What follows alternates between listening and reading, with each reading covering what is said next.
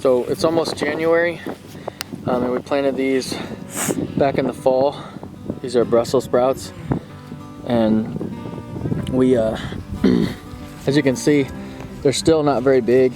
They don't look very good, but it's amazing that with, you know, a couple 18-degree days, that they're still, you know, actually looking green. So we're gonna give these a little try, a little taste test. I've been feeding the tops and stuff, the ones that look really bad, to the rabbits. I didn't know. Not all of them. I'm only gonna get 2. I'll try to get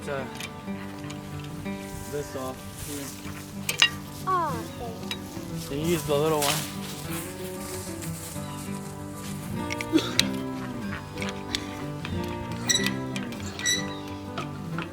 oh, Dad, this is lifting up. I can touch the bottom of it. Yeah, don't put your hands under there though, in case you fall.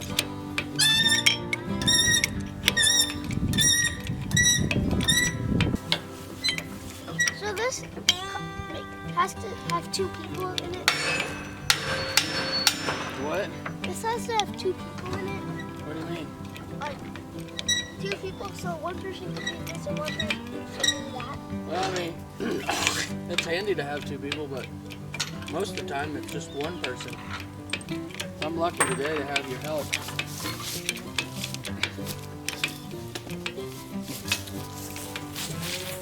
Okay.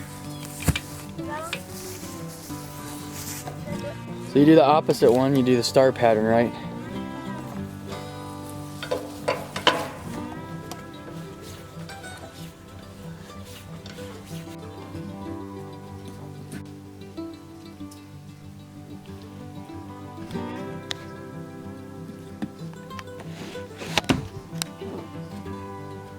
A lot of seeds in one pumpkin, isn't there? Mm-hmm. Just think how many pumpkins that, if each one grows a vine, and then each vine makes 2, maybe 3 pumpkins. That's a lot of pumpkins, huh? Yeah. He's slimy. Hey, what's up, guys? If you're new to our channel, we'd really appreciate it if you subscribe. We're trying out something new today. This was my son's idea, and he thought about maybe just kind of doing a vlog or an update on what we have going on. So I got Aiden here. He's getting some seeds out of these pumpkins. So he's gathering some seeds. We're gonna let those dry out, and so we can use those this spring.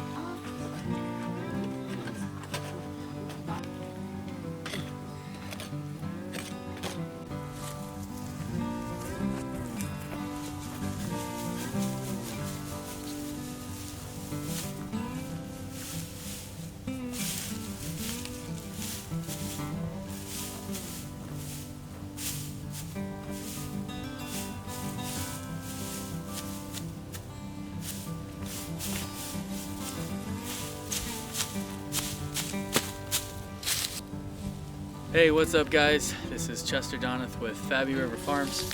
I'm out here in my garden, and I've just planted garlic a couple weeks ago, and it's kind of already started to sprout.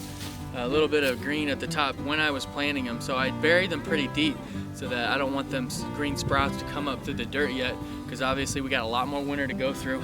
So what I'm doing here today is I'm just covering it with some mulch. It's basically just a hay.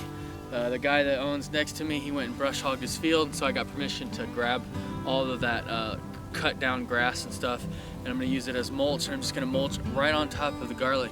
And what that's going to do is it's going to protect that mulch from the weather, from the snow. It's going to keep that ground, when the sun hits it, it's going to keep that ground just a little bit warmer and kind of protect it from all the frost and the freezing. And also what it's going to do is it's going to break down come springtime. Hopefully it's going to break down a little bit and come into the soil. Then when the garlic is ready to come out of the ground in the spring, when it gets warmer, I can just push that mulch to the side, and that'll be a weed barrier for them sides, and I can just place it around those new garlic shoots that come up. So this is the first time I've ever done garlic, and so it's a complete experiment. But from what I've read, it's really easy to grow, so we'll just have to kind of follow along and see how that goes.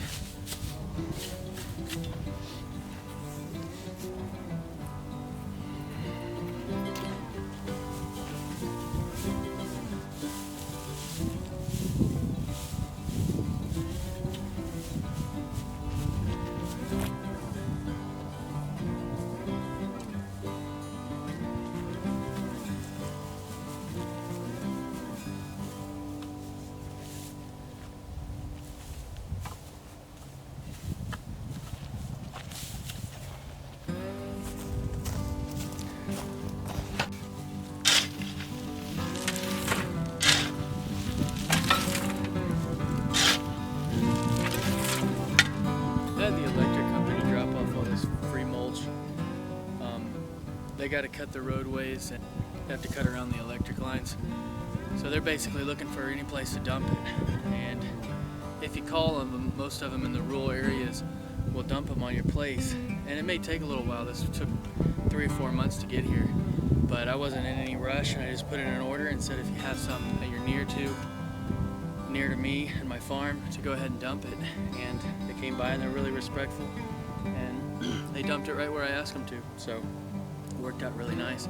What I'm doing right now is I'm just gonna mulch around all my fruit trees, my pear trees, and my apple trees specifically. And then if I have enough, I'll go ahead and do my blackberries and my grapes. And basically what this is doing is it's just providing a weed barrier this spring, as well as more nutrients that are gonna eventually soak into the ground and provide the tree with more nutrients. It also helps with moisture retention in the spring, keeps that moisture from evaporating out of the ground. And winter's a good time to do it because all the grass is dead already, and so you can just throw that mulch right on top. You don't have to worry about weeding it first or mowing around it first. It's all dead. So just throw the mulch on top and you're ready to go.